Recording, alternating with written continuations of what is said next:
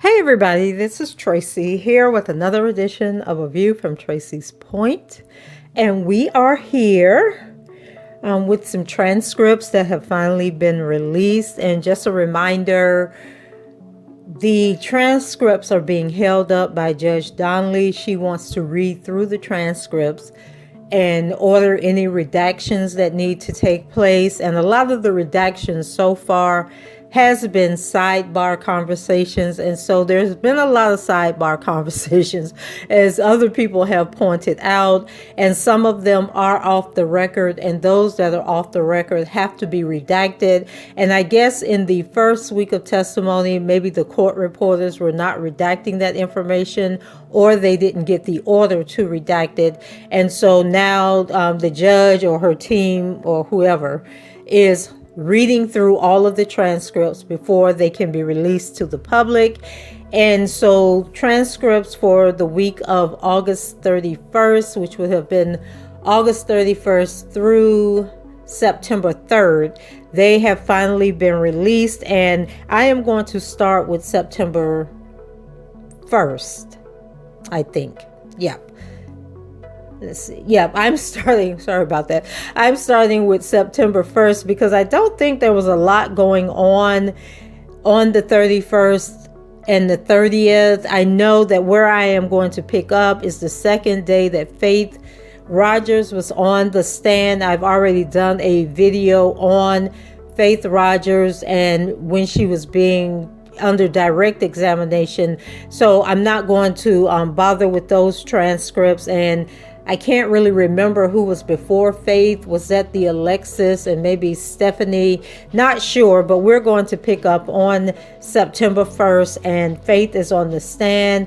But before we can get to Faith, there was a conversation between the judge. And so it starts off with the court telling all parties to rise, the clerk, and then Donnelly saying everybody can have a seat. And then, all right, anything before we get the witness. And then Ms. Shahada says, Your Honor, there is one thing I wanted to bring to the court's attention.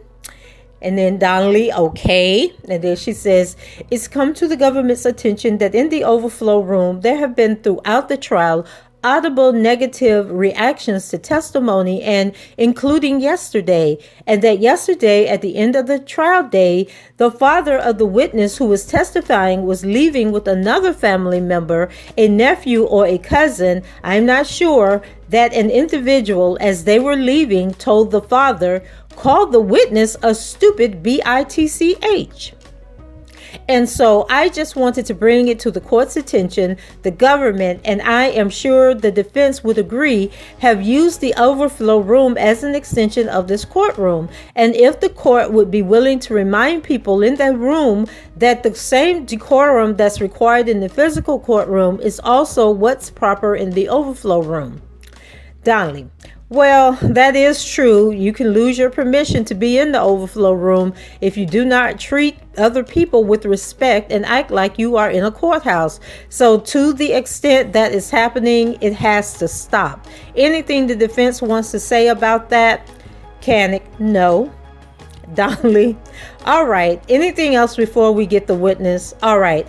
I take it somebody brought that to the attention of the court, security officers or the marshals. Shahada, yes, I believe so. Donnelly, I also just have to say their job is hard enough. If people cannot behave with respect and decorum in the courtroom, we will see that they do not come in anymore. All right, let's get the witness. Clerk, all rise. You may be seated. Donnelly, all right. Good morning, everybody. I hope you had a good night. We are ready to resume with the direct examination of the witness. Go ahead, Ms. Shahada. Clerk, the witness is reminded she is still under oath. You don't have to stand, just acknowledge. The witness, yes. And then continuing direct examination, Ms. Shahada, good morning, good morning. Now, let me stop for those of you who are new to me reading these transcripts. When the prosecutor is speaking, it's usually a question, and then the answer is the person on the witness stand. So I'm not going to say, Ms. Shahada, Faith Rogers, Ms. Shahada, Faith Rogers. I'm just going to read what is being said. It's the prosecutor if it is a question being asked, and it is the witness if it's a statement being made. And any time that the witness also asks a question like she doesn't understand what the prosecutor is saying, then I'll say so-and-so is asking this question. Okay, so hopefully that'll help you follow along. So then Faith said, good morning. And then we follow up with Shahada, and she says, now, at the end of the court session yesterday, you were testifying about a trip to Los Angeles that the defendant's assistant, Diana, made your travel arrangements for, correct? Correct. And the defendant paid for that trip, correct?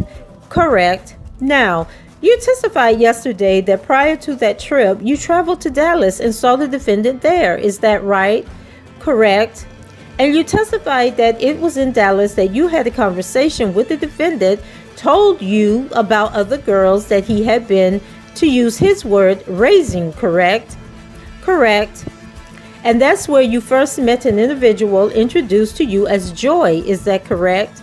Correct. Now, yesterday you testified about the time you were in the Sprinter van with Joy and the defendant. Is that correct? Correct.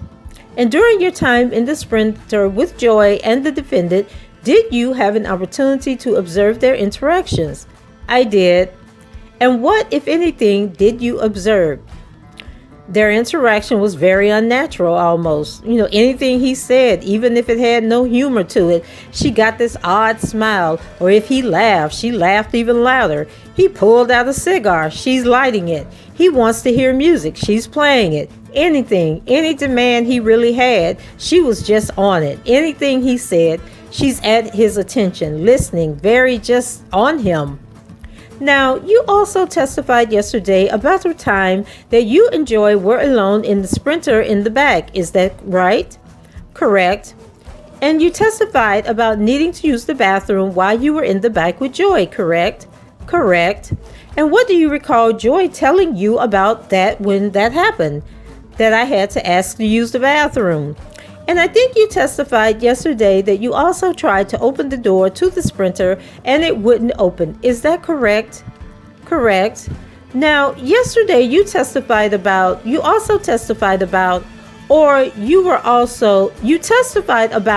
and you were shown text messages between you and the defendant where you were keeping him apprised of where you were and what you were doing even when you weren't physically with him. Is that correct? Yes. And why did you do that? Those were his rules. Now, I think we left off yesterday. You had just testified about being in LA outside the studio in a Sprinter. Is that right? Correct. And you testified about needing to use the bathroom when you were in the Sprinter in LA as well, correct? Correct. And again, who did you contact when you needed to use the bathroom? Diana Copeland. And why did you contact Diana Copeland? Because R. Kelly told me to contact her whenever I needed anything. She was his assistant. And did you feel you could just open the door and leave the Sprinter? No. Why not? Because I had to wait for somebody to come open it. Now, you testified that at some point Diana did take you to the bathroom inside the studio, correct? Correct. And what did she do after taking you to the bathroom? Once we got to the bathroom, she waited outside and stalled for me to finish. Outside the stall for me to finish, sat there while I washed my hands, escorted me back to the Sprinter. So she physically went inside the bathroom with you? Yes. Did she use the bathroom? No. And then she escorted you back to the Sprinter? Correct. Yesterday, you testified that at some point Diana took you from the Sprinter to a room at the studio. Is that right? Correct. In LA? Yes. And you testified that initially at some point the defendant came in the room quickly and left. Correct. And then that you waited there for several hours. Is that right? Correct. I'm going to show you what's in evidence as Government's Exhibit 208B. Now, these are again texts between you and Diana, correct? Correct. Correct. And I think you testified yesterday about the text about the bathroom that are on this page of the exhibit, so I won't go over that again. But is there another text where you write, "Can I leave back to the room, laugh out loud, or he wants me to wait"? Correct. In what room, where were you when you sent that text? I was in the studio still waiting on him. And when you say back to the room, what were you referring to? My hotel room. And Diana responds about an hour later, "Please wait." Is that correct? Correct. Now, by the way, the text in Government Exhibit 208B between you and Diana, you provided those to the government. Is that correct? Correct. And do you recall in what manner you provided them to the government? I provided the screen recording of my text between me and Diana. And do you recall where you were when you provided the screen recording? In New York. Was that in the presence of agents? Correct. And the timestamps in this exhibit, this screen recording, was that in the local time where you were when you made the screen recording? Correct. So in New York time? Correct. Now, why was it that you wrote that you texted Diana to ask her if you could leave the room? Because I had to get permission whenever I needed to go somewhere. Diana was the one to take me wherever I needed to go, call an Uber if I needed to go somewhere. And according to who did you need permission for such things? According to R. Kelly, you needed his permission. Okay, let me put a pin here before I forget my thought. Why is she calling this man R. Kelly when his name is Robert and they were in a so-called relationship? Now, I have dated people with nicknames who very popular nicknames in the streets. But when we were in private in our relationship, I didn't call them by their street name. I called them by their first name. Why is she sitting on this stand talking about R. Kelly? Like, that makes absolutely no sense.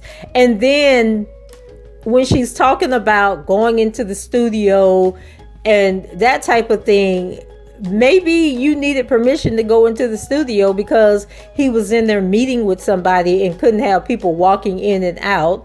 Maybe he was recording, having a recording session, and you couldn't just keep walking in and out. Like, what were you trying to get in there for? Did he invite you there? Did he bring you there? Like, why were you there? Did he know you were coming? Those are the questions that I need the defense to ask when they get up to cross-examine her.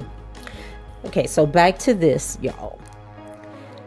So then Shahida says, now, I think where we left off yesterday, you talked about that after several hours, the defendant came into the room you were in again. Is that right? Correct. And what, if anything, did he say when he came back into the room? Once he came back into the room, he had told me that I stood up or showed some type of excitement about him entering the room, that he would have come back sooner. Was he referring to the first time he came into the room? Correct. The first time he quickly came in the room, I didn't get up. I didn't say, "Hey, Daddy." I didn't show any type of excitement. So the second time when he came back hours later, he let me know that that was why. And what happened next? Shortly after that, he came in. I was sitting on the couch, so he had told me to come over to where he was across the room. There was a piano right there, maybe like 2 little rolly chairs, and he sat in the chair and he told me to take my clothes off again and walk back and forth. I had told him that I was on my period. I wasn't at the time, but I told him I was. Well, why did you tell him you were on your period if you weren't? I didn't want to have sex with him. All right, so you testified he told you to take your clothes off. Correct. And what, if anything, did you do? I had told him that I was on my period. He let out his sigh. He was like, well, why did you come? I said, you wouldn't want me to come just because I was on my period. He nodded his head. He said, take off your clothes. I took off my pants. I had on a bodysuit. And he told me to walk back and forth 3 times, keep on my shoes, and I did. Shortly after that, he paused for a minute and we went into one of the other rooms inside of the studio. I am showing you what's in the evidence as Government Exhibit 946D. Do you see the smaller room you're referring to here? Correct. And can you describe where in the picture the room you're referring to is? It is the room on the left of the piano with the square window next to it. This room right here? Correct. All right, and what happened next? After I walked back and forth 3 times, he told me to come into the room. I kind of like hesitated when I entered the room because when I looked, there was about the room is not that big also. So probably the room is about from here to maybe like that third, well, there's computers right here. It's like that third computer. So where that cart is not that big at all. And it was 2 chairs and like an ottoman looking thing. And there was a gun. Okay, so I'm thinking when she's saying from there to the cart where the computer is, that she's actually pointing to dimensions in the courtroom, not on the picture. That's how I'm taking it.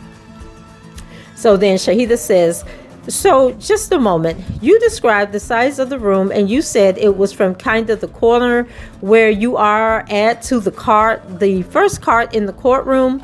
Yes.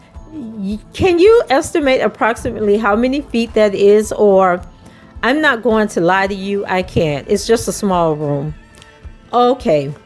Almost like closet size, maybe like a walk-in closet size. Maybe that's a better description. But when I entered the room, there was a gun right in the middle on an ottoman, and I kind of hesitated, and he walked over and he was like, don't look at it. So I looked away and I kind of gave a weird look. He didn't say anything different. He said, come in the room. Came in the room. His demeanor changed. He got real serious. So I'm just seeing what's about to happen. I'm not really knowing where he's going with this or what he's about to ask me. And he sits down in a chair and he tells me to go stand across from him.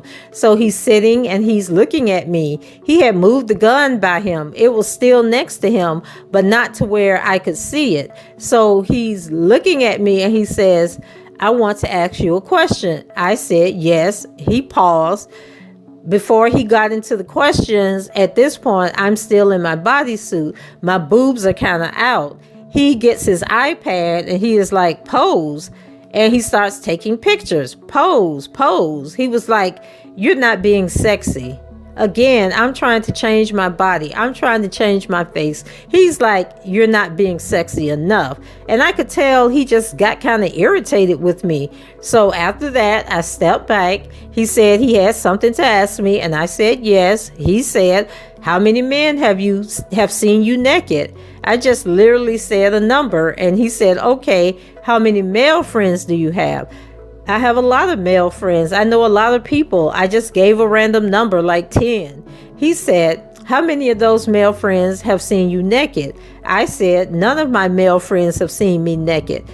They're really my male friends. And he paused. He said, you want to take that back?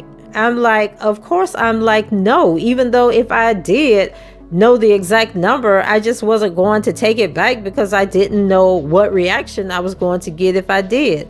So I said no, and he paused. He had this real like stern look on his face. He just paused for a minute and he was like, you know, he said, me and your father, we have the same gift. He said he had the spiritual discernment so that I would know, he would know if I was lying to him. And that kind of took me aback because me and him had never discussed my father besides the first time we met with me and my sister. We said we were pastors' kids. That was it. But that kind of took me aback that he said spiritual discernment. So I said, okay, I'm not lying, even though I knew I was. After that, he just gave me that look. He kind of was like this look when he's grilling you down. He just gets real serious. So after that, he got up. There was a little pillow on the chair. He put the pillow on the floor. He told me to get on my knees. I did. And he pulled out his penis, grabbed my neck again, and told me to suck his dick. Oh, Jesus. Why are they so blunt in this courtroom? So Shahada clutched her pearls, y'all, and said, where was the gun at this point? Right where he left it, in his seat. When you saw the gun in the room and when he kept it next to him, how did that make you feel? Intimidated. I really just, at that point, I was like, okay, he's unpredictable, because how do we go from this to that? Now, you said he pulled his penis out and grabbed you. Where did he grab you? He grabbed the back of my neck forward. Once I was on my knees, he grabbed my neck forward so my mouth made contact with his penis. Did you want to give him oral sex? No. And while his penis was in your mouth, where was his hand? On the back of my neck, guiding. And did it stay there throughout? Yes. Now, you testified earlier that you were wearing a bodysuit that day and that he had asked, and that you had taken off your pants. Is that right? Correct. When he told you to? Correct. Correct. Can you just explain to the jury what you mean by bodysuit? A bodysuit is a one piece, like a leotard. It's not a top. It's like one whole piece. Now, you testified a moment ago about certain questions the defendant asked you in that small room within the studio. What, if anything, did the defendant say to you about consequences if you didn't answer? He just said that there would be an issue if I didn't answer the questions truthfully. When we were in that setting, his demeanor was just real serious, and I felt like he still was upset about the whole me not getting up thing. Also, when we were having that conversation where he was questioning me, he had let me know that he likes a woman that reminds him of a puppy, his daughter, or his mom. He said that when it came to sex, when it came to pleasing him, that I needed to be excited like a puppy would when they see their owner, or like a little girl is when she sees her dad. And when the defendant was telling you these things, what was his tone? Stern, serious. There was no smiling, no laughing, dead in my eyes, straight contact. When you were in that smaller room and the events you just described took place, did you feel like you could leave? No. Why not? I was under his rules and he had a weapon, so I wasn't even going to step out of line. What happened after the oral sex? After the oral sex, he proceeded to tell me to get dressed, and he laid on the couch. I sat in the chair. He went to sleep. Damn. Dang, he just, no respect for Faith. Faith, I'm kind of feeling sorry for you at this point, girl. So, and where were you at that point when he was laying on the couch and we were outside in the smaller room? We were in the recording part of the studio where the microphone and the piano was. There was a big couch. He just laid down and he went to sleep. Okay, wait a minute. Okay, y'all, I'm sorry.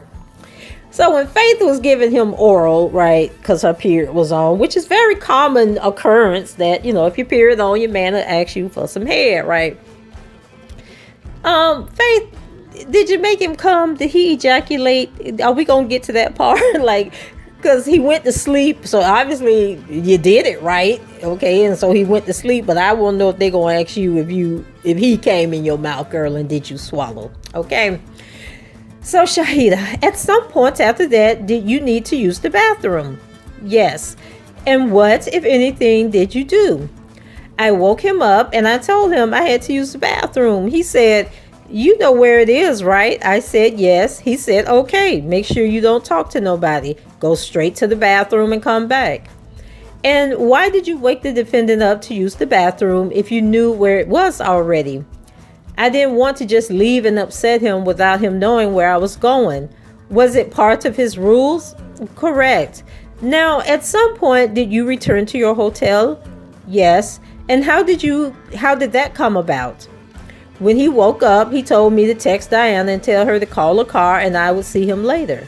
And did you in fact do that? I did. Now, did you see the defendant again during your trip to LA? Yes, I did. And when did you see him again? I saw him before my flight back out to Texas. And was that actually withdrawn? Where did you see him again? At the studio. The same studio you had been in before? Correct. And how did you get to the studio that time? Diana had called an Uber to pick me up and take me to the studio. And what happened when you arrived at the studio? Once I got to the studio, it was just him and I. Again, Diana walked me to the room. She was already there. Excuse me. So I met her at the door. She walked me to where he was. This time he was listening to his music, so I caught him in the middle of just working. We were sitting down. This time he didn't ask me to strip as soon as I walked through the door. This time he was a little more calm. It seemed like, he wasn't hypersexual like what happened yesterday. It didn't seem to affect today. So I didn't really get a bad feeling. He was playing me music. He had offered me something to drink. That was, I would say, a better moment. It didn't feel as forced. It felt natural at the time. Not long, though, into the conversation, he just reminded me again, he was like, I still have a lot to teach you.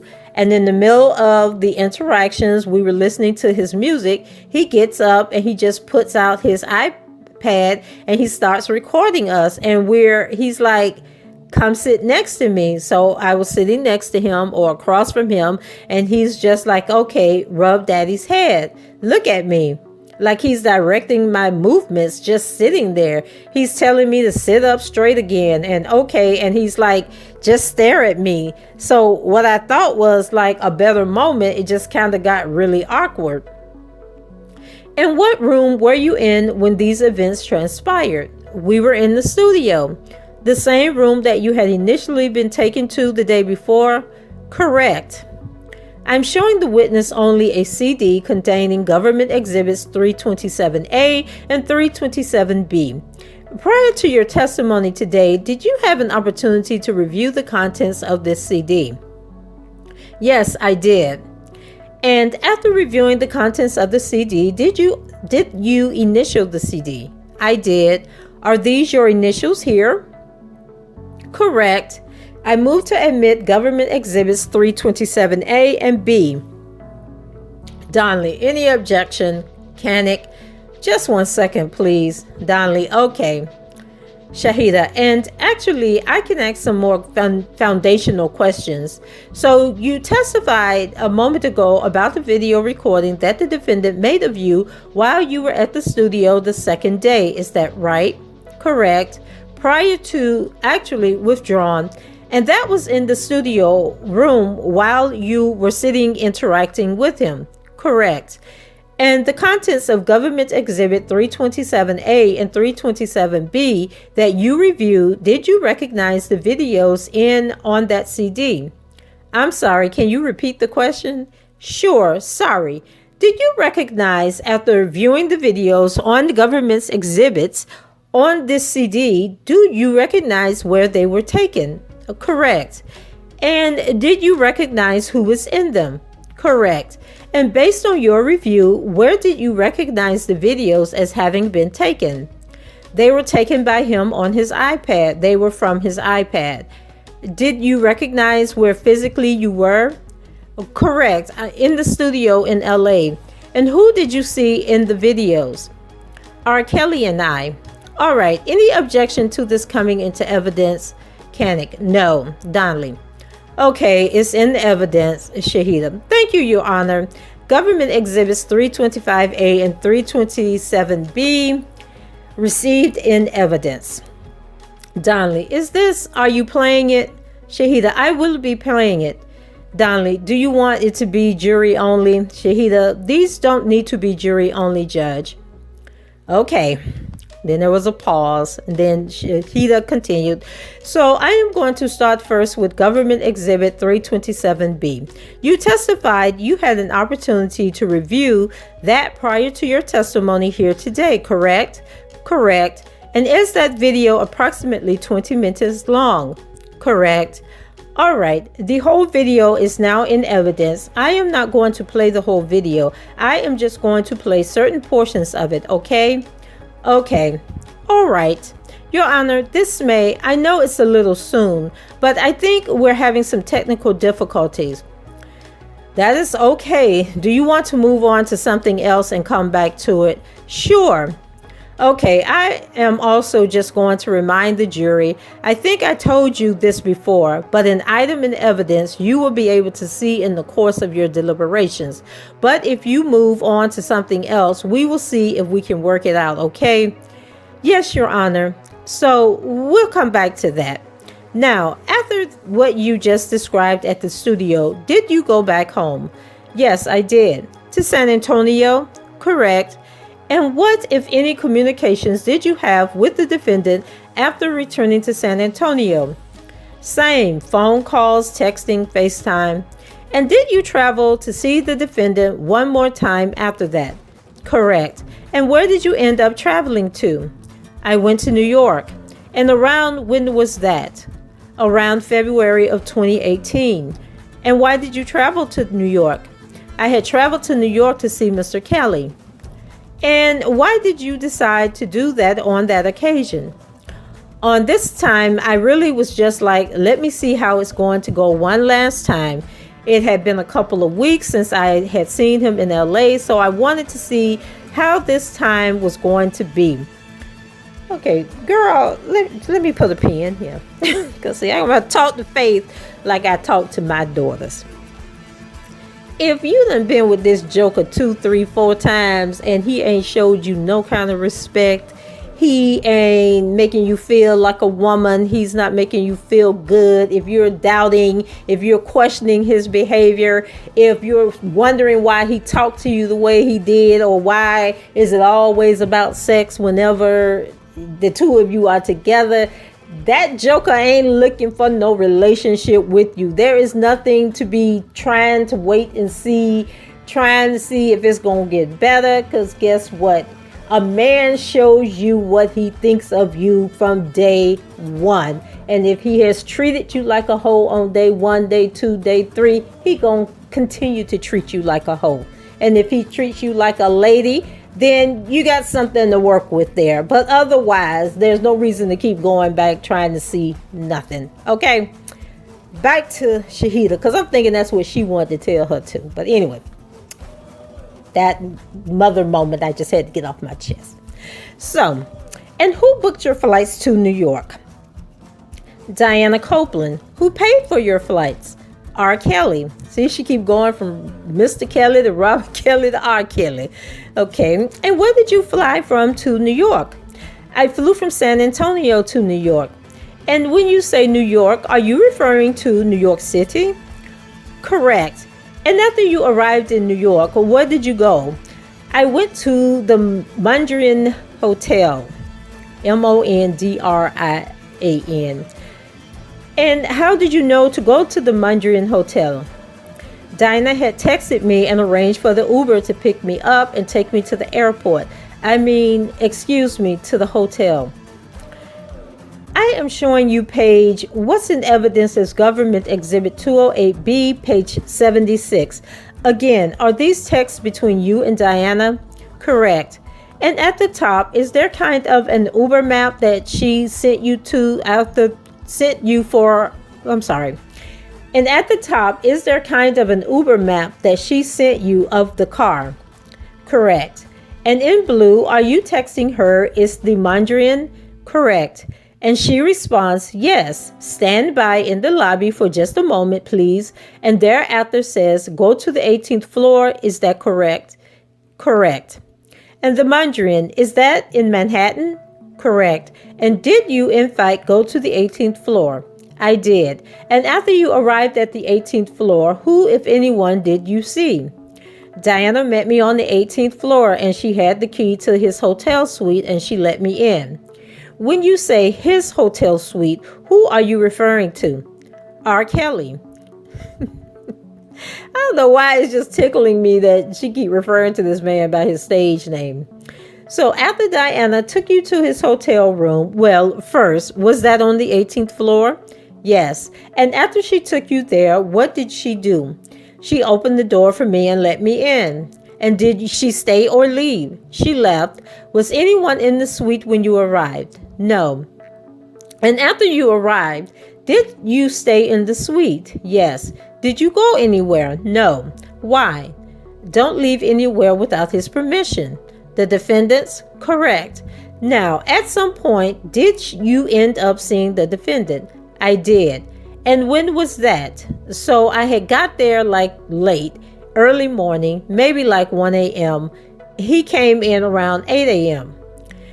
And what happened? Well, when he came in, what were you doing? Sleep. And what happened after the defendant came into the room? He knocked and I came to the door. Of course, I was yawning and he was like, you're going to have to get used to my schedule. Again, he asked me to take off my clothes. Again, I did. He comes in this time. This time his energy was just like, it was just a little more hyper. He came in, he was smiling. He had a smile on his face and he said, you don't miss me? You're not acting like you miss me. And anytime, my reaction wasn't the way he wanted. He just let out that deep sigh, like he opened the curtains, let all the light in at 8 in the morning, and he said I wasn't acting like I miss him. So he asked me to give him a hug again. I gave him a hug. I kissed him. My kiss, it wasn't what he liked again. He told me to kiss him again the right way, so I did. After that, he got right into it. Put out his iPad. He told me to pose again. He said I wasn't being sexy. He said, you're not being sexy. He said, okay, let's try something else. He said, okay, I want you to play with yourself. And I just couldn't do it. I was like, I can't do that. Again, a sigh of dissatisfaction. So after that, I follow him to the bedroom. Can you hold on one moment? The suite. Could you describe how many rooms it was and what the layout was? So when you walk into the suite, it's like a living area. There's a TV, and then there is a room with the bathroom, and there's a chair and a TV in there as well. And the events you just described, where in the suite did those take place? We were in the front part of the living room. And then what happened next? I followed him into the bedroom. He asked me to lie on my back, and right away he plays with himself for a little bit, and then he starts to penetrate me. My whole body language was just off. I was clenching on purpose, and I knew he could feel it because he kept trying to enter, and it was literally to the point where he was getting frustrated that he couldn't get inside me. He started grunting, and after a while, maybe a minute of just tussling with me, but we're in silence. I'm not saying anything. I'm just clenching up, and he's telling me to relax. I'm not relaxing. It's not not telling him I'm not relaxing though. I'm just clenching, and I could tell he was getting upset. So he kind of let out that last, and he sat up. So when he got up, I just got up. I didn't say anything, and I went in the living room, and there was a chair that he could still see each other through the door. Now, y'all, wait, let me put a pin here. Okay, y'all remember the pictures that Ariel posted where he was laying in the one room on the sofa, and I think she was in the bedroom on the bed, and she was recording him, and it looked like he was asleep to me, but people were saying that he was actually jacking off, and he was jacking off to her being in the bed.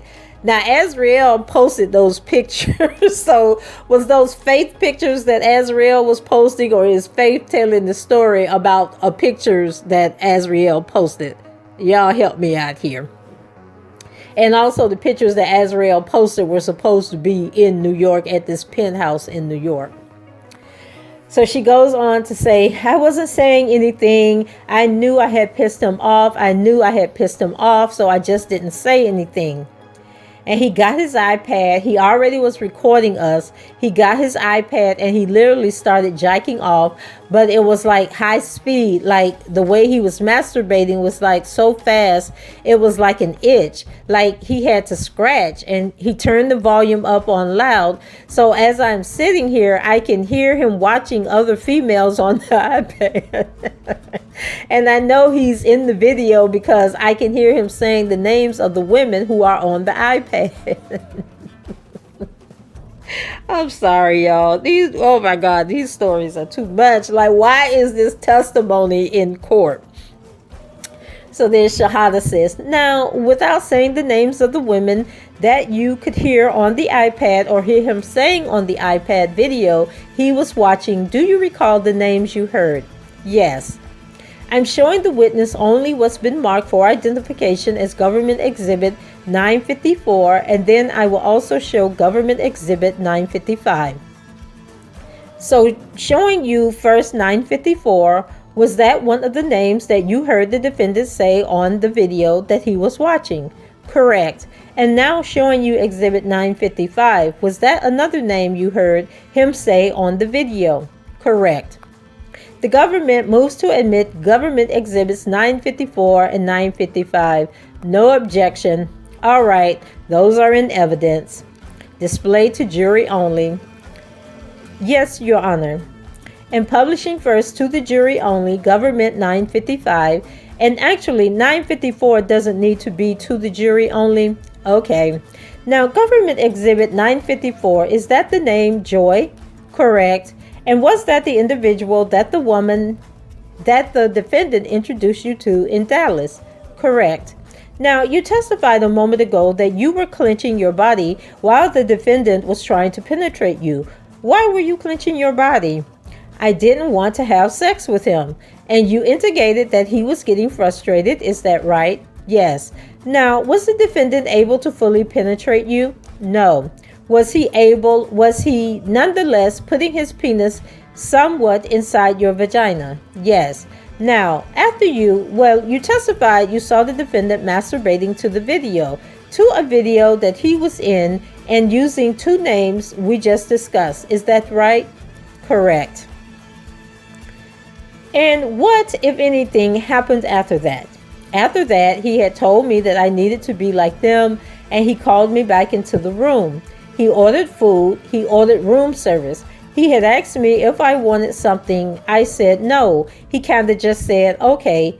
He laid down and he asked me if I knew how to give a massage. And I said, I think so. He said, it's a yes or no question. I said, yes. He said, come rub my back. And he literally went to sleep within maybe minutes of me doing that. Now, at any point before the defendant was putting his penis inside you that day, had he told you he had herpes? No. Or any other sexually transmitted disease? No. Did he use a condom that day? No. Okay, this is me asking the question. Did you ask him to use a condom? No, you didn't. Okay. Now, earlier you testified these events that you just described all occurred at the Mondrian Hotel in Manhattan. Is that correct? Correct. I'm showing the witness only what's been marked for identification as Government Exhibit 514A. Do you recognize this photo? Correct. And what do you recognize this photo to be? The Mondrian. And is that the hotel where the events you just described took place? Correct. I move to admit Government Exhibit 514A. No objection. All right, that's in evidence. And may we publish it? Yes. Now, you also described the events occurring on a suite on the 18th floor of the Mondrian. Is that correct? Correct. I'm showing the witness only what's been marked for identification as Government Exhibits 514C through I. And may I approach, Your Honor? Yes. Can you just take a moment to look through the pages of the exhibit? The witness complies and looks through the photos. And do you recognize what's depicted in Government Exhibits 514C through I? Yes. And what is depicted in those photographs? The hotel suite I was in. At the Mondrian? Correct. The government moves to admit Government Exhibits 514C through I. No objection. Okay, that's in evidence. All right, I am showing you what's in evidence as 514C. The exhibit is published. Is that the entrance to the suite? Correct. And do you see, is that the living area you testified about earlier? Correct. I am now showing you 514D. Is this another view of that living room? Correct. And 514 again, the living area. 514E, correct. And now I'm showing you 514F. What's depicted here? The hotel suite. And the doorway that you see, what does that enter into? The actual hotel room. The bedroom area? Correct. And you testified earlier you were sitting on a chair in the living room area when you saw the defendant masturbating and watching a video on his iPad. Is that correct? Correct. Do you see where you were in the room at that time? Correct. Where were you? Right in that corner where that chair is. I am showing the Government Exhibit 514G. Is this just another view of the chair area and the entrance to the bedroom area? Correct. And I am showing you Government Exhibit 514H. Is this the bedroom area? Correct. And I am showing you 514I. Is this another photograph of the bedroom area? Correct. And just to be clear, fair to say that these are photographs of the hotel room, but not from the day you were there. Is that correct? Correct. Now, you testified a moment ago about rubbing the defendant's back and then his falling asleep. Is that right? Correct. What happened after that? Shortly after he fell asleep, his phone had kept going off. Just kept ringing like nonstop. Just kept going off, going off. I had maybe shook him a couple of times, told him his phone was ringing. He didn't say anything. It just kept going off and going off and going off. So I picked it up. And when I picked the phone up, it was like a whole group thread. And one of the person's name was Mama Bear. Objection. Overruled. You can continue. I picked the phone up and there was a whole group text and it was like multiple numbers and it was one contact that said like Mama Bear and it had a family emoji next to it. And it was like a group text and some numbers were saved, some numbers weren't. They were all women and that kind of objection. I can't hear you. Are you objecting? Yes. Okay. Overruled. Go ahead. Are you still? I hear noises. I don't know what you want. Do you want a sidebar? Canic. Yes, why not? Donnelly. Okay, let's have the reporter come over. I think we decided we don't need the sidebar. Thank you, Your Honor. All right, can you continue with your answer? I had noticed that there was a whole bunch of numbers, including some unsaved numbers, and one that said Mama Bear, and it had a family emoji. And then I could see multiple phone calls, FaceTimes, like they were back to back to back to back. And I looked at his other phone. He had multiple phones, and it was the same thing, back to back to back to back in group text and this Mama Bear. And it kind of startled me, confused me a little bit, like the Mama Bear. I know he had said it was like a family, but that just kind of like put it in this is really happening and I don't want to be a part of this. I had took a picture on my phone of it and after that his phone was going off and there was a knock at the door and it was Diana. All right. I am showing the witness only what's been marked for identification as Government Exhibit 239. Do you recognize this? I do. And what is there? A picture I took of his phone. The defendant's phone. Correct. And was that the picture you just described taking of his phone while you were in the hotel room, in the hotel suite in the Mondrian? Correct. I move to admit Government Exhibit 239. No objection. Okay, it's in evidence.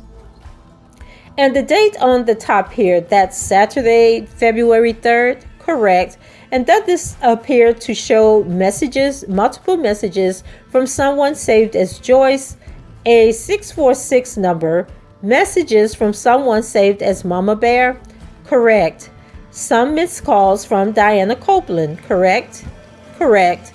FaceTimes with Joy, correct. And another, and a 646 number, correct.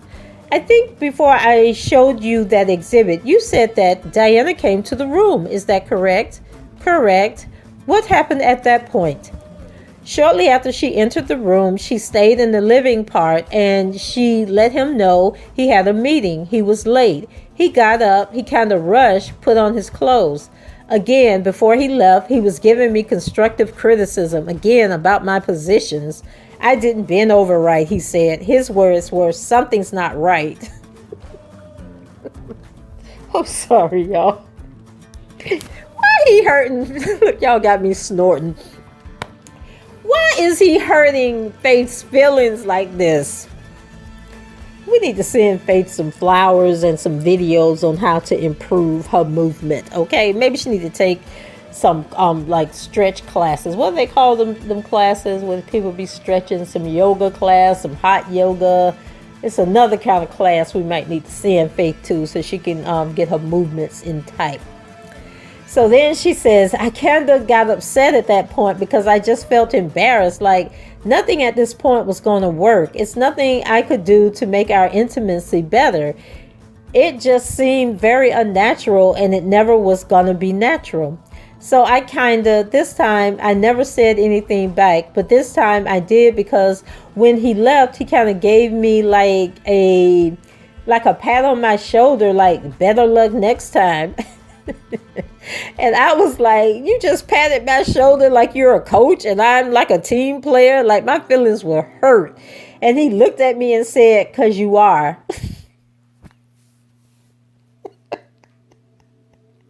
Because I'm a fucking legend, okay?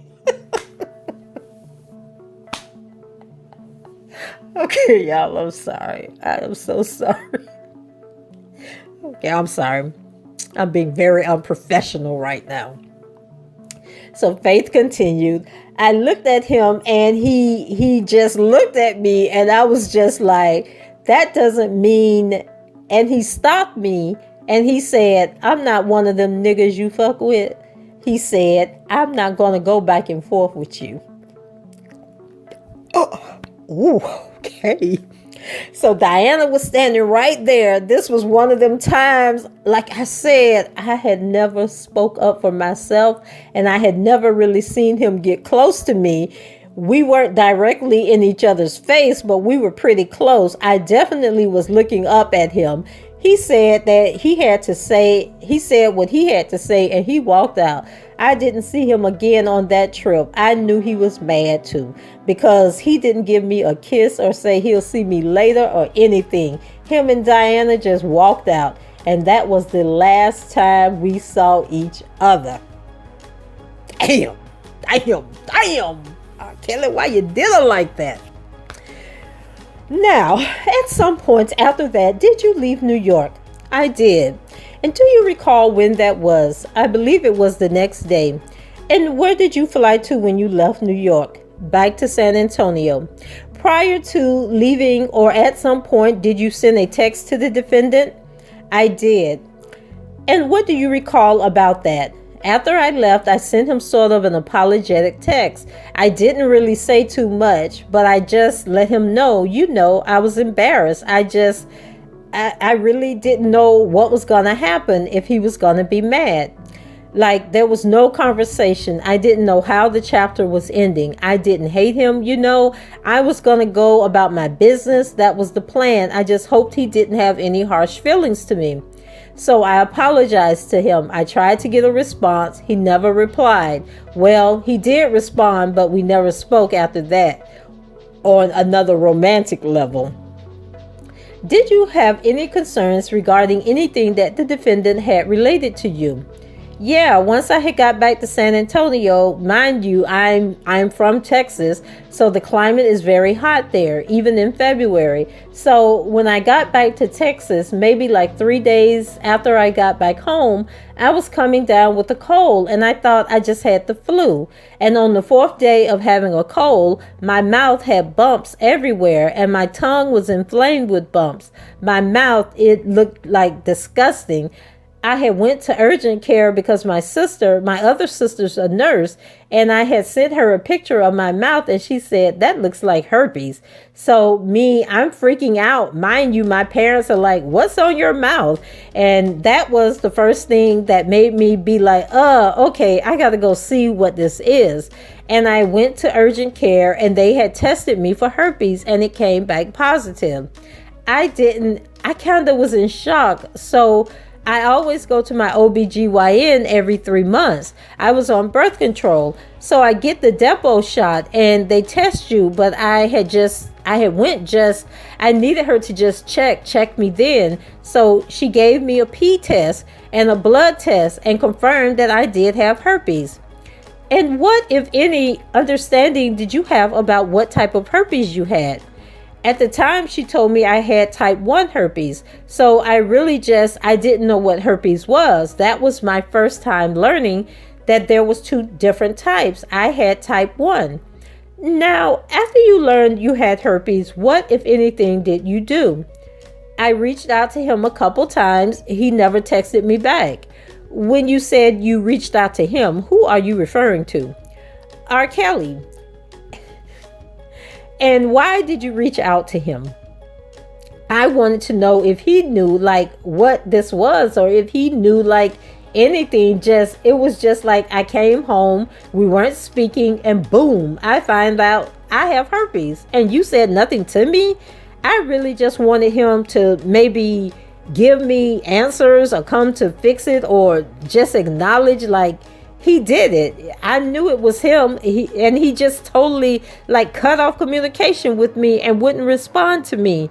When I was texting him, I wasn't saying, text me back, I know you have herpes. I was saying, let's have a conversation. He would not reach back out to me. And why did you want to have a conversation with him? I wanted to discuss my STD status. And did he respond? No. After receiving no response from the defendant, did you contact a lawyer? Correct. And why did you do that? Because there was no other way for me to get resolvement in this. And the lawyer you contacted, was that a lawyer in Texas? Correct. Where you were living? Correct. And after contacting a lawyer in Texas, did you and the lawyer go to report anything anywhere? Yes. So shortly after I had obtained a lawyer, he heard everything that happened between me and Mr. Kelly.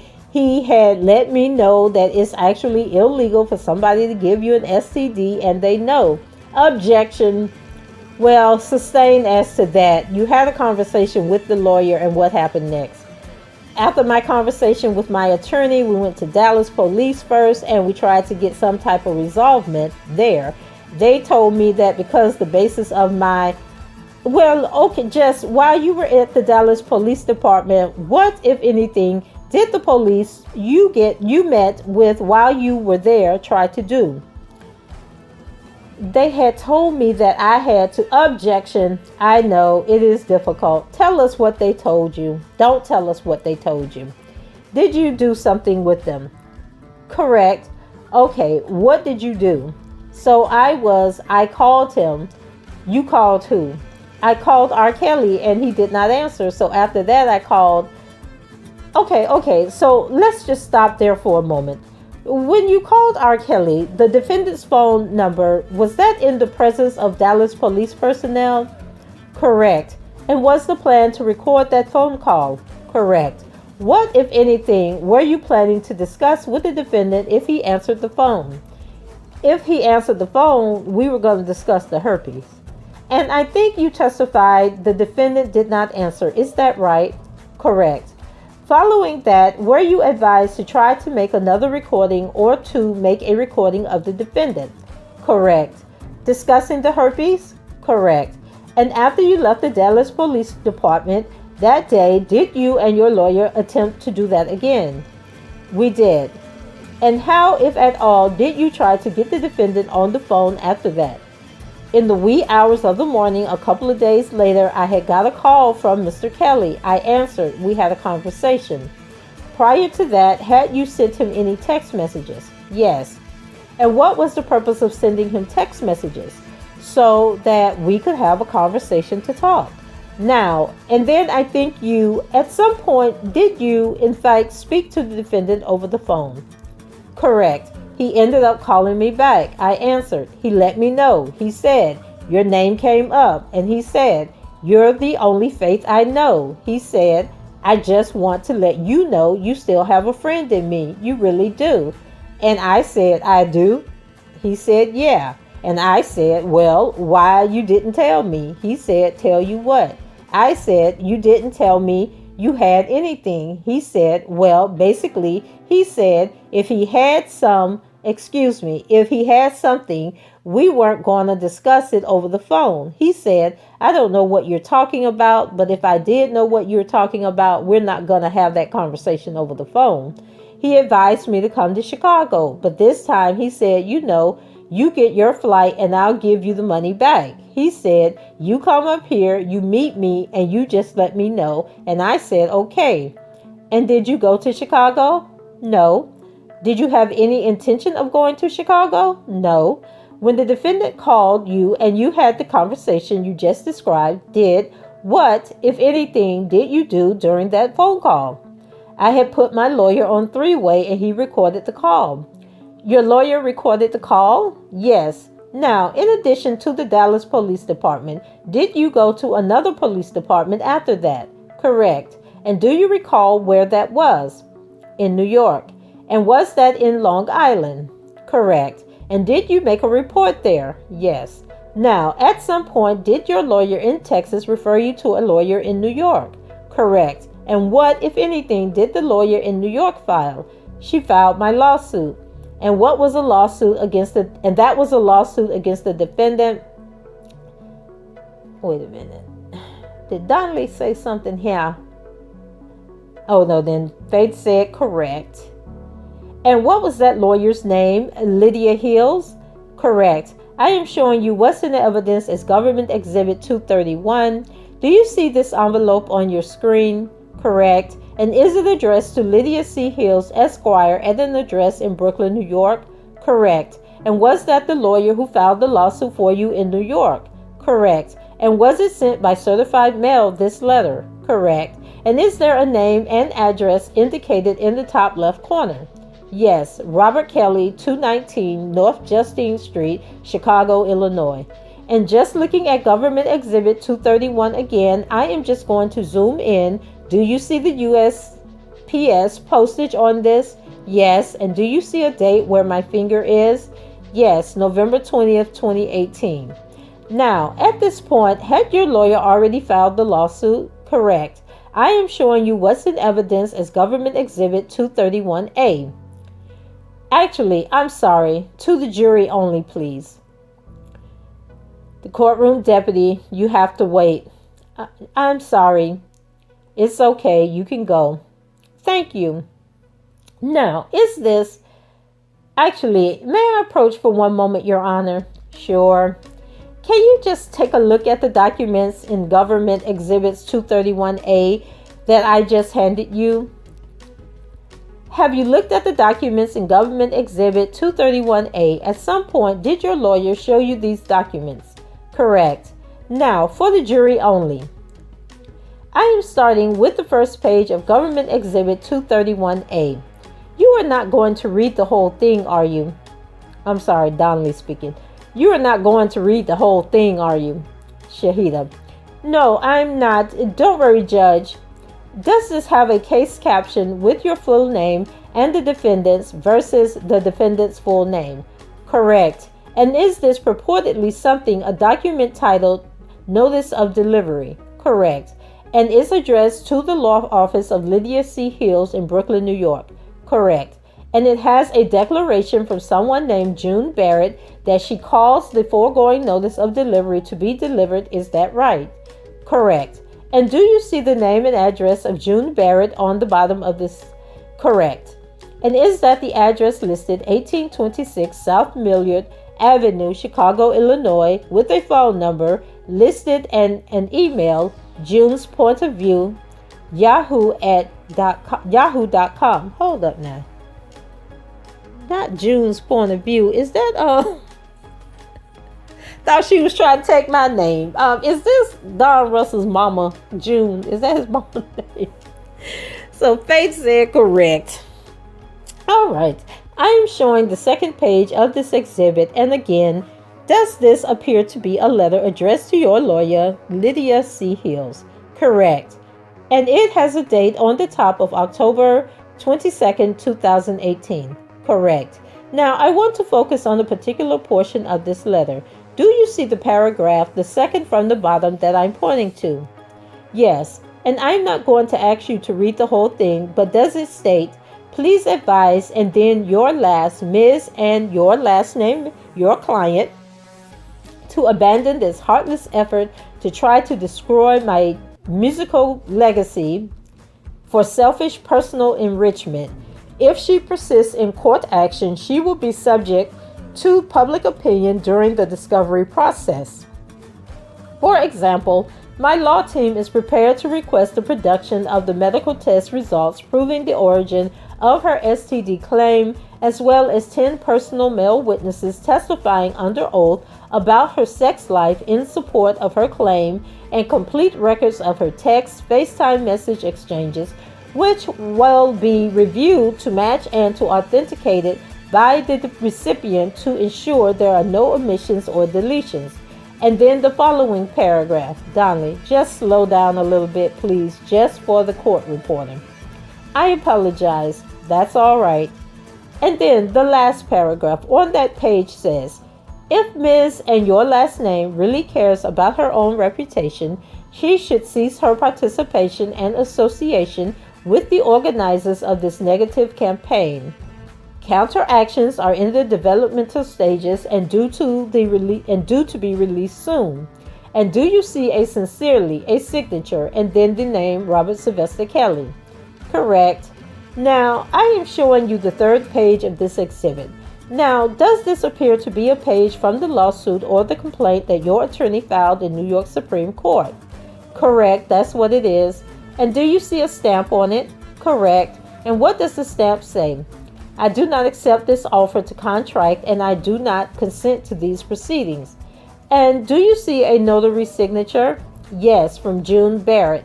And is that dated October 29th, 2018? And then, is there also a notary stamp, June A. Barrett, Notary Public, State of Illinois? Correct. And on that page, same page, does there also appear to be, above June Barrett's signature, does there appear to be another line next to the word by and a signature written there? Correct. Now, I'm showing you the next page of the exhibit. Again, is this stamped with, I do not accept this offer to contract, and I do not consent to these proceedings? Correct. And again, is there a notary stamp for June A. Barrett, signature of June A. Barrett, and a date? Correct. And above that, again, does there appear to be another signature there? Correct. Showing you the next page of the exhibit, does this appear to be a summons for the lawsuit that your lawyer filed? Correct. And again, does it state, I do not accept this offer to contract, I do not accept these proceedings? Correct. And signed and notarized by June A. Barrett? Correct. And another signature on top of June A. Barrett's signature? Correct. Showing you the following page, is this titled Testimony? Correct. And at the bottom, is there a signature? Yes. And a date? Yes. And then a witness signature? Correct. I am showing you the next page of the exhibit. What do you see written on the top? Here is Faith, your client.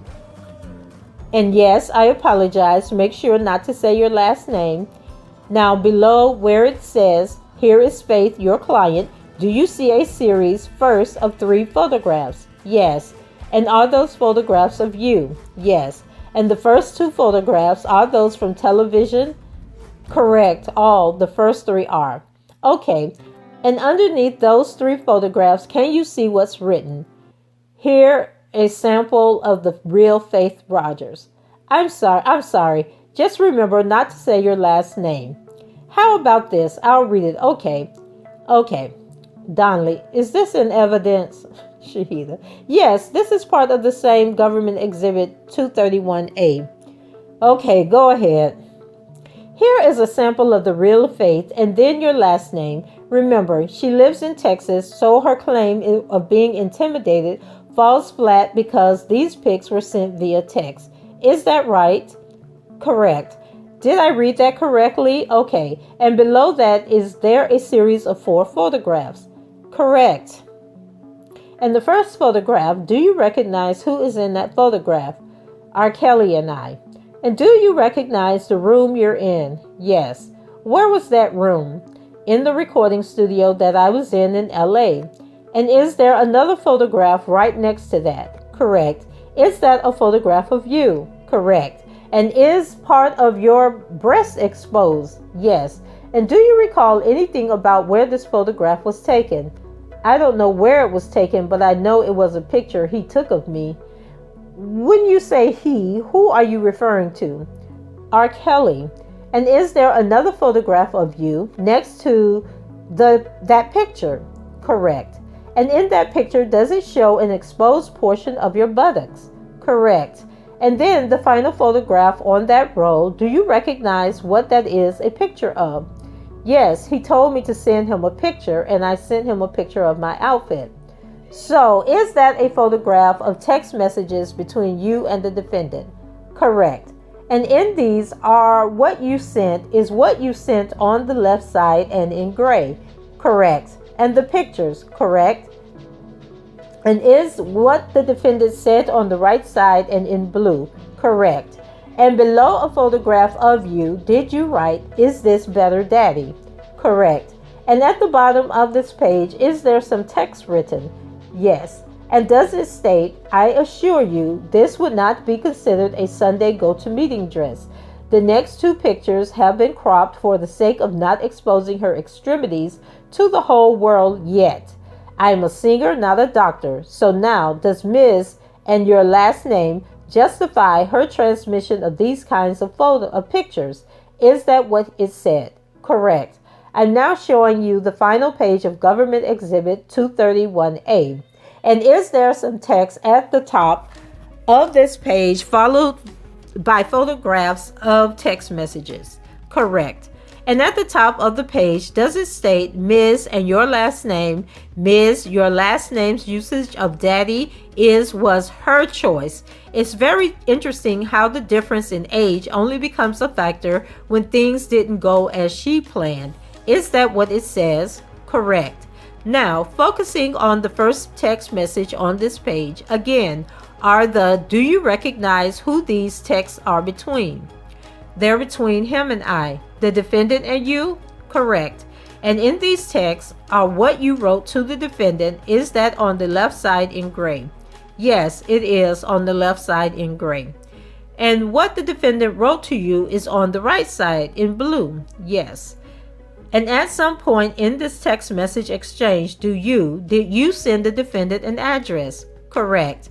And do you have any memory of what you were doing that I was going out, I was sending him where I was going? And why did you need to send the defendant the address of where you were going? Those were his rules. Now, turning to the second text message, the middle text message on this page, I want to discuss here on the date of these text messages.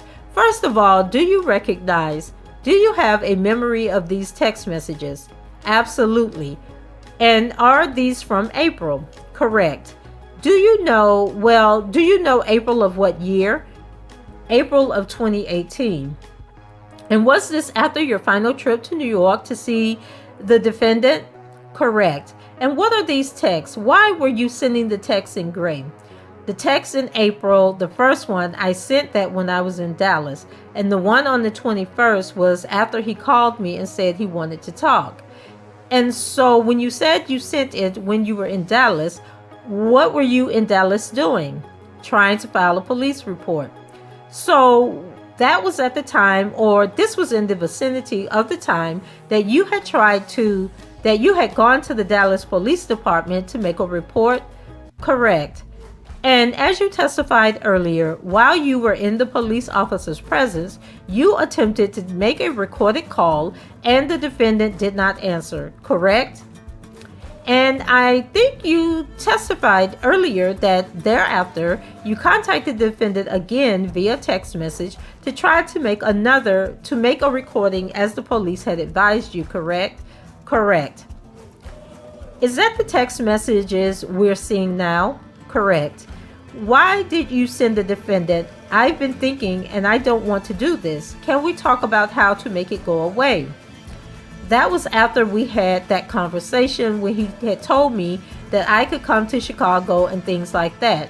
That was supposed to be the follow-up conversation. After that, once he had learned, we didn't speak on the phone actually until the news got out that I had obtained a lawyer to file a lawsuit. If you see, those texts have the 12-day difference. Was it after these texts that you spoke to him on the phone? Correct. Fair to say you were trying to get him to call you. Correct. Looking at the third photograph of text messages on this page, is this a continuation of the second set of text messages? Correct. The items I just showed you, including the photographs of you and the text messages, those were all sent to your lawyer, Lydia Hills. Correct. After you had filed the lawsuit. Correct. Your Honor, this might be a good time for a break. Donnelly, okay, ladies and gentlemen, let's take our morning break. Please don't talk about the case at all. We'll see you in 10 minutes. The jury exits the courtroom. The witness can step down. The witness steps down. Okay, do you have an estimate of how long you're going to be? I think probably in half hour. Probably a half an hour. All right, everybody can sit down. Anything from either side before we break? Not from the government. No, Your Honor. There's a brief recess. Then they get back and Donnelly, let's bring the witness back in. The witness comes in, takes the stand. Shahida, I spoke with Mr. Connick. I think there is one thing we wanted to raise with Your Honor before his cross. If you'd like to do it now, or if you want to wait until Donnelly, let's come over here to the side with the court reporter. I might as well get a preview of it anyway. So they have a sidebar conference. Donnelly, what is the issue? I had inquired to the break whether Mr. Connick intended to cross-examine Faith, the witness, about Lydia. So Lydia Hills, the lawyer who initially filed the lawsuit for her in New York, completely unrelated to the lawsuit or anything like that, was charged and convicted of a federal offense. Well, what did she do? Child, she was scheming, Judge. She was extorting money from the federal government, Judge. She was a bad lawyer, Judge. Okay, Miss Shahida. I think it had something to do with mortgage for her aunt or something like that. Okay, you're really going to ask about that? They've made the lawyers here so prominent. I don't know what she's going to say in response to my questions. My answer was, if an answer comes out that begs a question, then I would. But if we get a ruling on it beforehand. Okay, I don't see how it's relevant. It looks like she got two lawyers who wasn't the first guy who leaked something to TMC. That's in the 3500 material. Then you got this person who gets convicted, not really her fault. Okay, I don't think it's relevant, Judge.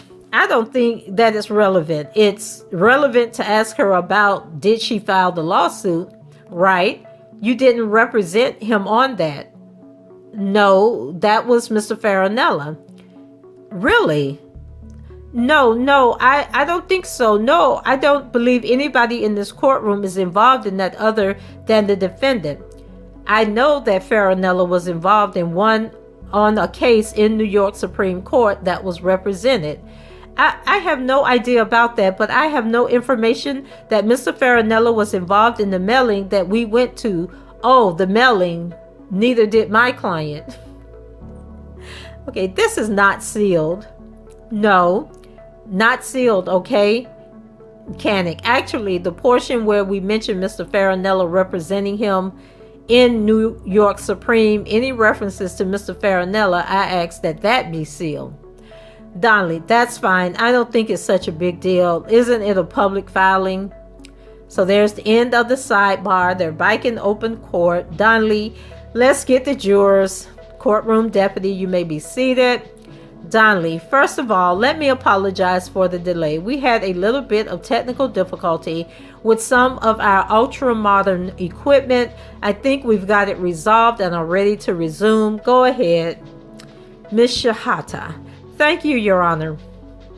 Okay, so earlier this morning, you testified that your trip to LA and that the studio you went to when you saw the defendant in LA, do you recall that? Yes.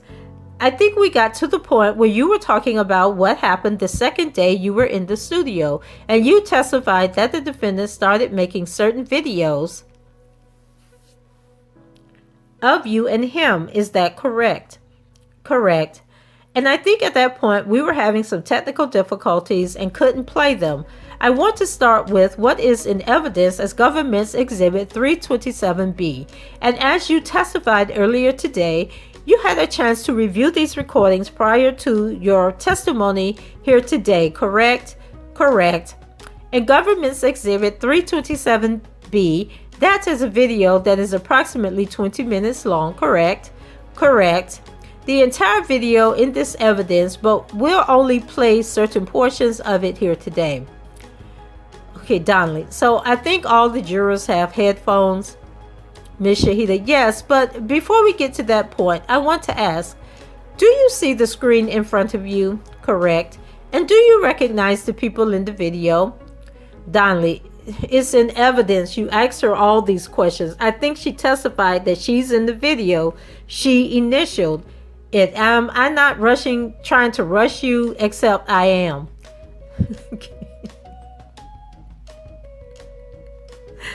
Okay, Donnelly is out of damn control, okay? So, Shahida, I will take your note, Judge. If everyone can turn their headphones on, there is a little button.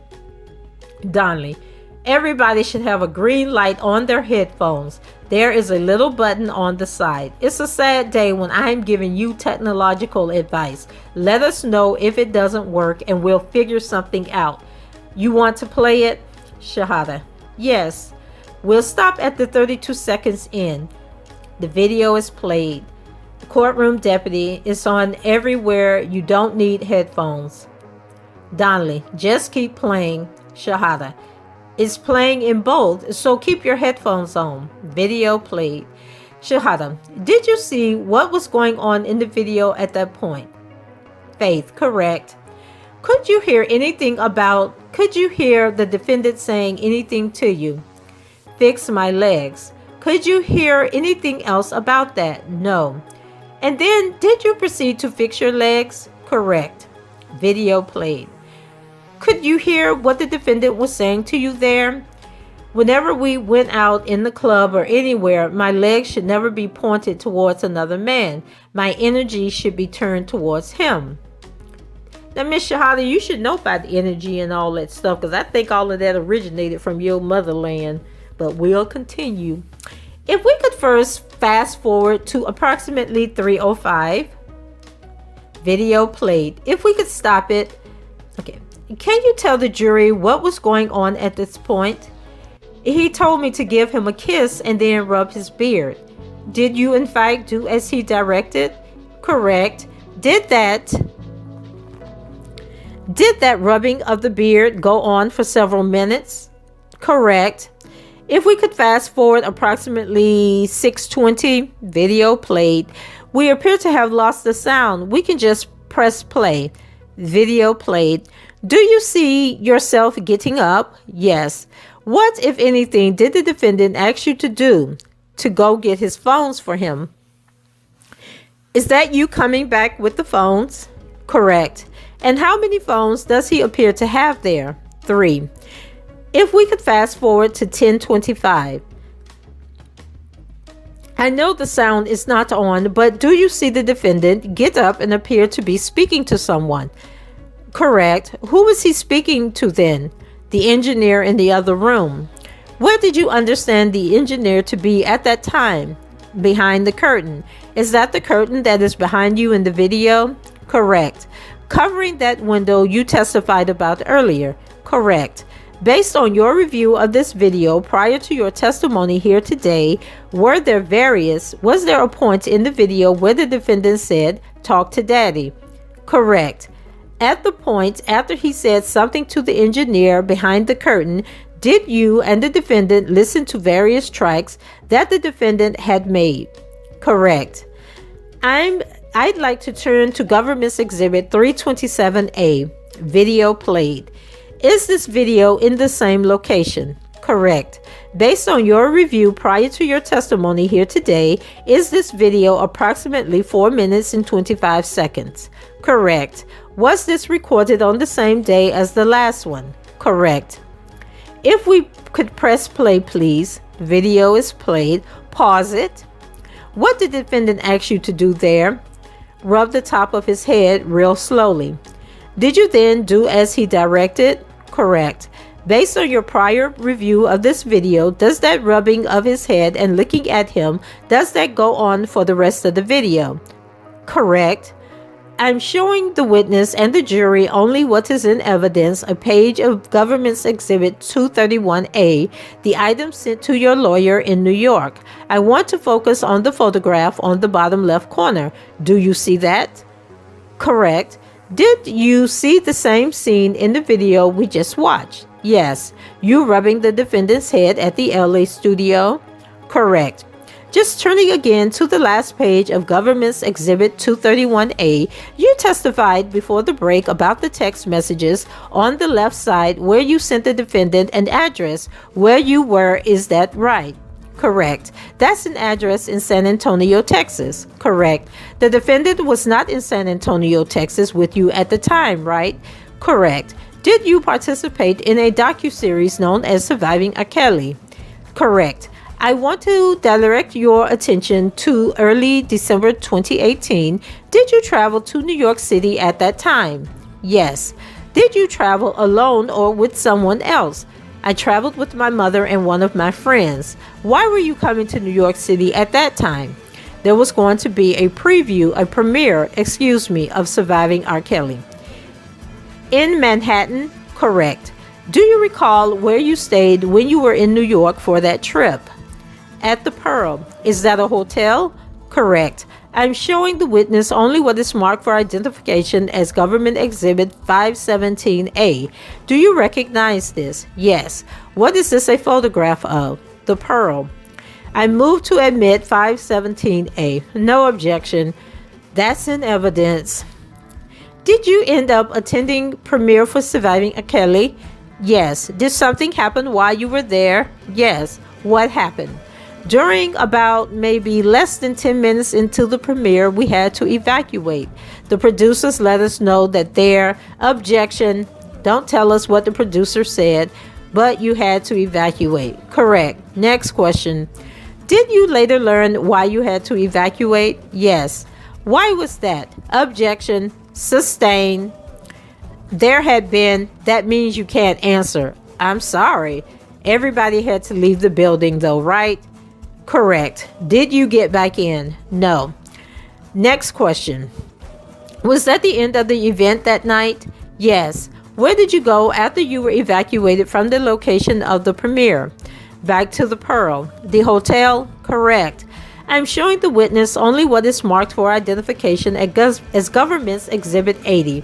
Do you recognize the person in this photograph? Correct. Who do you recognize it to be? Cash Jones. Have you met Cash Jones in person? Yes. I move to admit Government's Exhibit 80. No objection. That's in evidence. You can publish.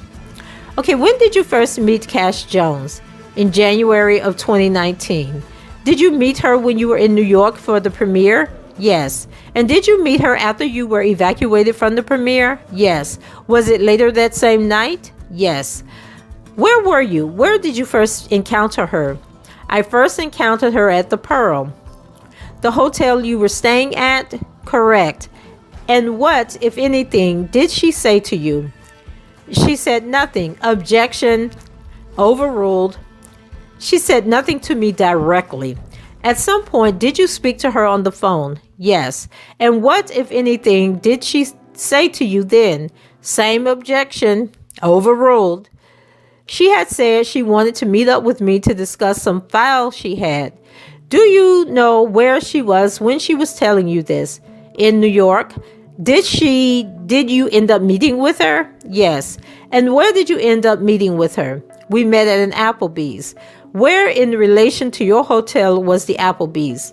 About a 5-minute walk. Near your hotel? Correct. Who, if anyone, went with you to meet Cash Jones at the Applebee's? My mother and my friend at the time. I'm showing the witness only what is marked for identification as Government's Exhibit 510. Do you recognize this? Yes. What is this? The Applebee's I met Cash Jones at. I have to admit Government's Exhibit 510. No objection. That's in evidence. Okay, it says Exhibit 510 was received in evidence. When you arrived at the Applebee's, who was there? Did you meet with Cash Jones at the Applebee's? Correct. Was she with anyone else? Yes.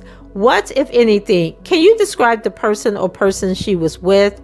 She had someone she described as her cousin with her, and she had a security guard with her. And the security guard, was that a male or female? A male. What, if anything, did you notice regarding that male person while you were at the Applebee's? When me and Cash were engaging, he was at a distance at the corner. He had on a black suit, black tie, and he had his hand on his gun on his hip. Wait a minute. Okay, and had his hand on his gun on his hip. Okay. Was he wearing a jacket? Correct. At some point, did you see were you able to notice a handgun? Correct. Under his jacket? Correct. Did you and Cash Jones speak at the Applebee's? Yes. What, if anything, did she show you? And what, if anything, did she say to you? She stated to me that she was, I'm going to object.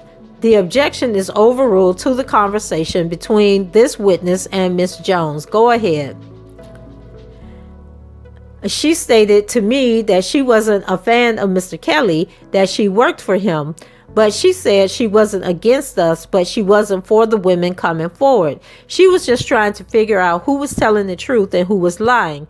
She told me she had a file, and I asked her to see it. In the file, it was like little profiles of me and other women that were in the documentary. She showed me my profile picture, and it was a picture of me. It was some mug shots that weren't me, and my nude pictures were in there, and she had let me know that basically this is what he plans on putting out if you guys move forward with the documentary. Objection. The objection is overruled. At this point, were you there for the premiere? But is it correct that the documentary had not yet aired on television? Correct. The nude photos that you saw, did you recognize when or where those had been taken? Yes. What did you recognize about them? I recognized they were the same pictures that I had seen before that were sent to my attorney's office, except you could see the full thing. I wasn't covered. There were more pictures that I knew he took of me. I was never sent. They were taken of me. When you say you recognize pictures he take of you, who is he? What you referring to? Robert Kelly. And after that, did Surviving R. Kelly air on Lifetime television in early January 2019? Yes. Are you familiar with a Facebook page called Surviving Lies? Yes.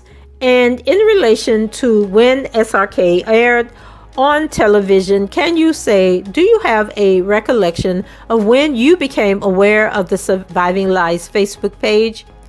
It was maybe not that long after the documentary aired, maybe about a week. I just woke up to a whole bunch of messages, and people were screenshotting me my new body parts all over the internet, as well as addresses. Did you understand that those items had been posted on the Surviving Lies page? Yes. Was what was posted similar to what you testified about here, the photos and text messages in Government's Exhibit 231A. Yes, they were the same pictures except they were not cropped. You testified earlier that during the course of the time that you communicated and saw the defendant that you sometimes spoke using FaceTime. Is that right? Correct. I'm showing the witness only what is marked for identification as Government's Exhibit 207A. Do you recognize that? Correct. Is this a screenshot of a FaceTime conversation between you and the defendant? Correct. I move to admit Government's Exhibit 207A. No objection. That's in evidence. You testified earlier Government's Exhibit 207A. Is this a screenshot that you provided to the government? Correct. You testified earlier that prior to the first time you went to see the defendant, you engaged in texting communications with him.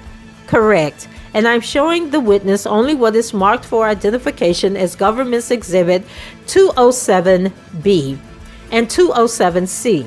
Do you recognize the documents I just showed you? Correct. And are these text messages communications between you and the defendant from early on in your communications? Correct. I move to admit Government's Exhibit 207B and 207C. Any objection? No objection. Those are in evidence. Okay, starting with 207B, if we can publish them now, are these text messages from March 17th prior to your first trip? Correct. You also testified before the break that about that final trip to New York, and you testified that you texted the defendant after that trip, after the events that occurred in the hotel room that day. Correct. Showing the witness only Government's Exhibit 207I. Do you recognize this? Correct. Is this a text between you and the defendant from February 3rd, 2018? Correct. I move to admit Government's Exhibit 207I. No objection. That's in evidence. If we can, publish it, please. The texts in blue are from you. Yes. The texts in gray on this one are from the defendant. Correct? Correct. Where it says, Daddy coming now, that was written by the defendant. Correct. And was that before he came to the hotel room? Correct. And that's a morning timestamp. Is that right? Correct. And then later the same day, in the evening time, did you write him a text message? Correct. Can you explain why you wrote him this text message? I sent him that text message because after the interaction in that room, I didn't know if he was mad or what was going to happen next. I was trying to fix the situation, make sure there wasn't anything like bad blood after that interaction. Why were you concerned about bad blood? I didn't want there to be any repercussions for anything that I said or did that may have made him upset. What do you mean by repercussions? I didn't know what was going to happen. At this point, had the defendant filmed you? Yes. Engaged in sexual intercourse with you? Yes. Had he taken pictures of you and your naked body? Yes. Were you concerned about those coming out at some point? Absolutely. Did they in fact come out on Surviving Lies Facebook page? Ultimately, yes, they did. No further questions. Okay, cross-examination, Mr. Canick.